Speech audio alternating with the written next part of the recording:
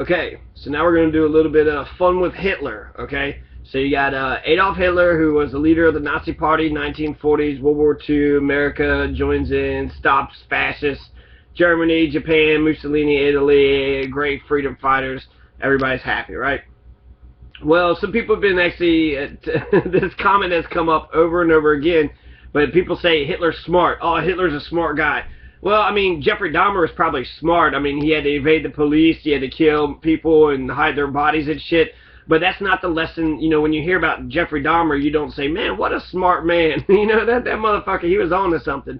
You say, you know, what a barbarian, how, you know, horrific, what kind of traits or what, you know, what kind of monster, what kind of society could create a monster like this? How could this thing happen? And then you try to figure it out so that way as a society you don't allow it to happen anymore.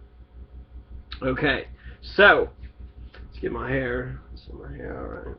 So Adolf Hitler. Okay, so I'm gonna start off with 5 questions, and then I'm gonna answer the question at 15 minutes because I get to be a little wordy sometimes. But just to give some perspective. So the first question is, what book? Let's see. What is the Bible? What book is the Bible for neo-Nazis? So for the Nazi Party, essentially Adolf Hitler was the Messiah. He was the Jesus Christ for Nazism. He was the Muhammad of fascism, of totalitarian authoritarianism. So he was the number one, you know, fucking, you know, center guy for the entire Nazi Party and the movement. And there's neo-Nazis today. That's neo-Nazis would be, you know, the Nazis for today.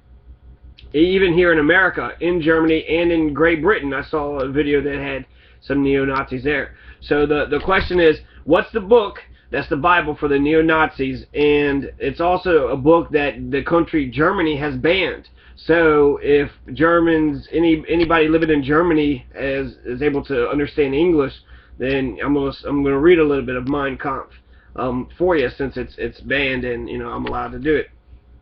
So that's the first question. Second question is, what is this Bible about? What's the Bible about? Why is this book, which is central to the Nazi Party, what is it? You know, what's the contents? Why is it so influential? Number 3, what United States robber baron influenced Hitler with the International Jew?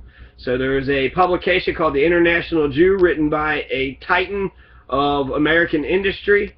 Who was that robber baron? Who was that industrialist who influenced Hitler with his publication of International Jew?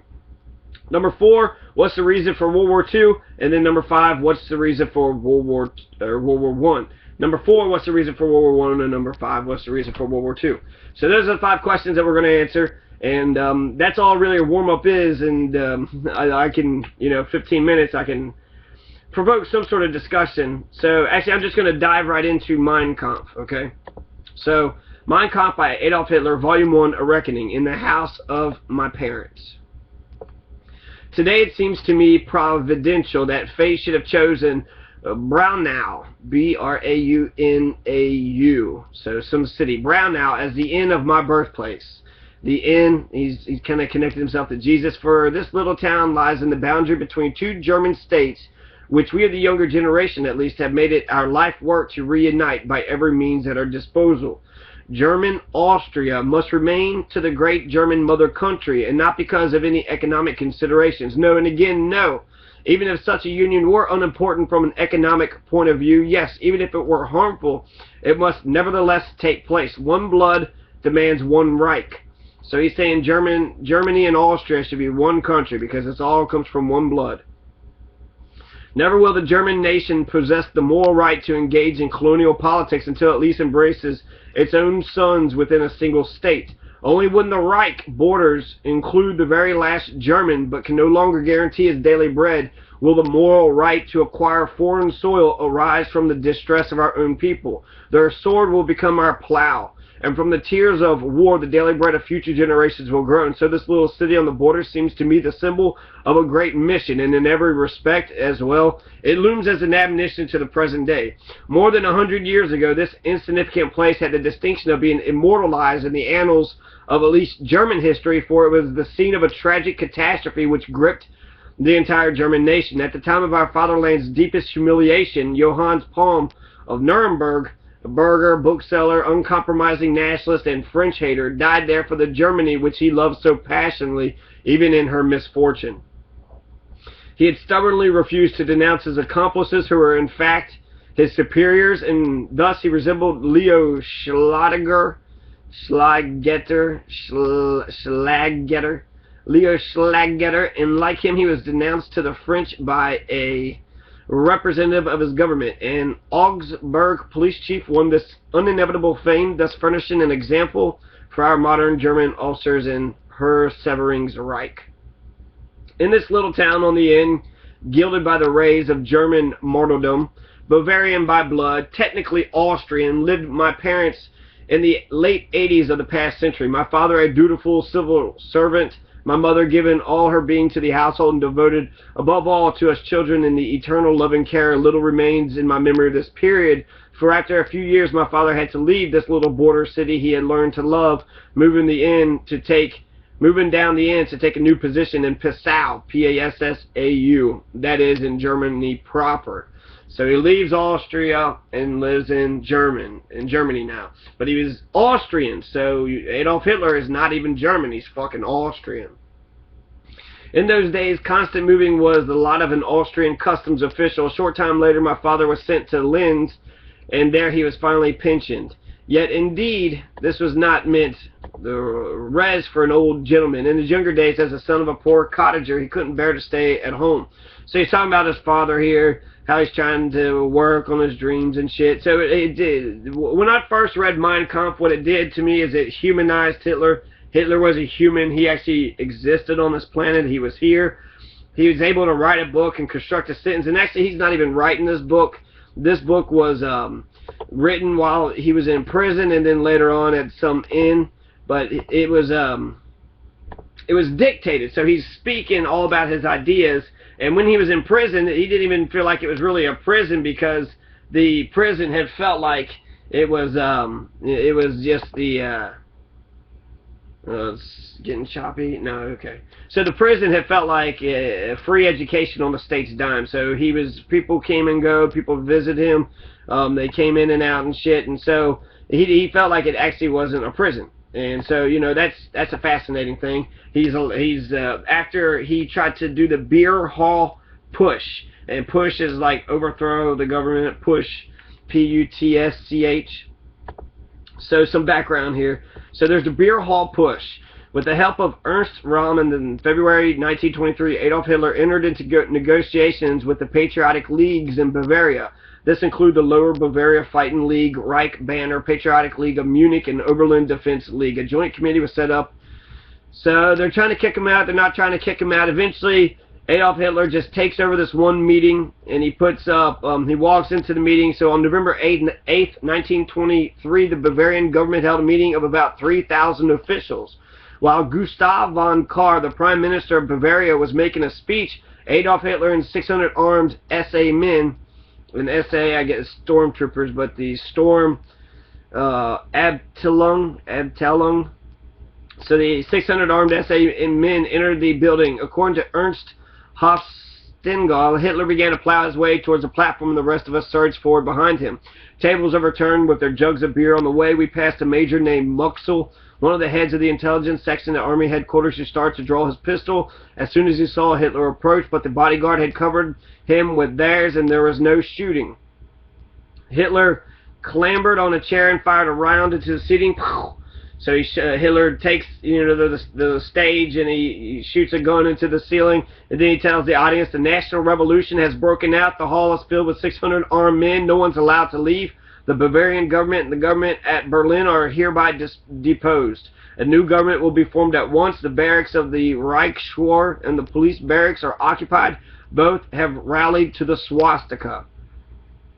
So, you know, it's pretty dramatic. 1923, the Bavarian government basically overtakes the Bavarian government in the beer hall push.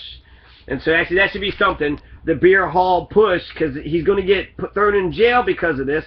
So the beer hall push leads to Hitler getting thrown in jail, which was, you know, not really jail like America jail. You know, he's not getting raped every day and beaten up and treated like an asshole by the overseers.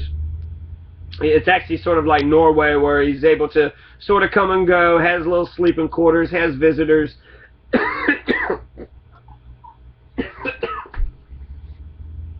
In fact, Hitler himself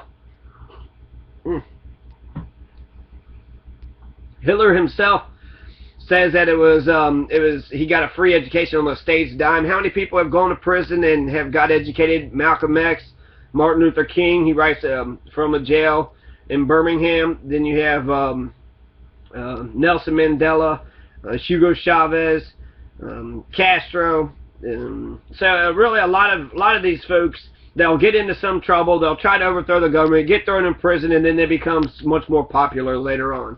So we'll see this time and time again. Hitler came out of World War I. Germany loses World War I. The Kaiser abdicates, and then it becomes a republic. There's German revolutions were coming on, so they wanted more freedom and more liberty for the German people. But Adolf Hitler was anti-communist. He was anti-Reds. He was a Catholic. He grew up, he was being beat up at child abuse. He talks about how his father has he beats him up with his own type of authority, which is, you know, it sucks. He's a little fucking kid getting fucking beat up and shit. And there's there's a model for, you know, since he was the poor victim in the child in the hood as a child, then he wants to be the big strong daddy, and then he scapegoats the Jews in order to protect the rest of the German people. So the model for oppression came straight from his child-beaten father. His father and his mother were cousins, so they were, you know, very close family to begin with. Kind of crossing, you know, some bloodlines of appropriate etiquette. The spoken word is propaganda, so he writes in Mein Kampf later on about how the spoken word, he is able to reach to the masses and to the audience, and that's how he can get them into an emotional frenzy. He said he watched some guy, basically his fanaticism is like, I will do this and do this. And then it was that fanaticism which was able to, like Glenn Beck, very much like Glenn Beck. Glenn Beck just gets on and just Rush Limbaugh, actually they're all kind of fucking just clowns, right? Just fucking bunch of ass clowns, like giving the entertainment. But by being fanatic, by speaking the word out loud over the loudspeakers, immediately those words goes into your brain, and then that's what you think like they do because of the speakers. You also see that at Jonestown, where you had the communist group that goes from America down to South America. He was able to get 100 or 1,000 people to commit mass suicide because of these speakers and this indoctrination. They was getting on this sort of routine. So World War I. What was the reason for World War I? Nobody knows. Okay, nobody fucking. There was the militarization of Germany. So I think actually World War I and World War II are very similar in the sense that Germany is the strongest military might in Europe, and so because they keep on getting bigger and have these arms race, and then they start taking over some of the territory that they consider theirs, some people say they're expanding, and since they have a strong military, they're scared of if it expands a little, then it's going to expand a whole shit ton.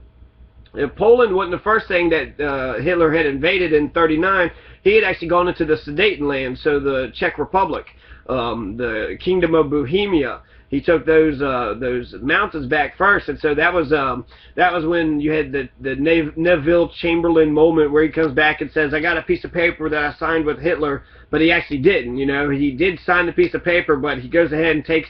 He basically says, "Who gives a shit about faraway lands and faraway places that we got no control over? So fuck the Sudetenlands. I got a piece of paper here that says that he's not going to do shit anymore." Then he invades Poland. Hitler was able to influence the German people, a lot of Christian German people. Again, remember, Hitler was Catholic, very staunch Catholic. He was an altar boy. He was partners with the Catholic Church. His parents were Catholics. He grew up. The swastika, an inspiration for the swastika was actually a cross in one of his churches when he was real young. There was a cross, but it had like a little speck on each side of the cross, so that's where he got the idea for the swastika. That image just burned a hole into his brain, and he couldn't think of anything else. Adolf Hitler also looked at the massive genocide of the Native Americans by the American people with adulation. He liked how it was asymmetrical warfare, so he liked how it was totally one-sided, basically one-armed, strong people wiping out a defenseless, unarmed, defenseless people, and how it was able to get all the white Europeans into solidarity with each other. and then put them all on the reservations, right? So instead of moving them at reservations, he would just put them into concentration camps and the gas chambers. So that's a little bit, he was nationalistic. He had a real love of Germany, right? And even Malcolm X spoke about black nationalism. He was anti-Semitic, so he hated the Jews. So he was racist. So that's a couple things about Adolf Hitler to start out with.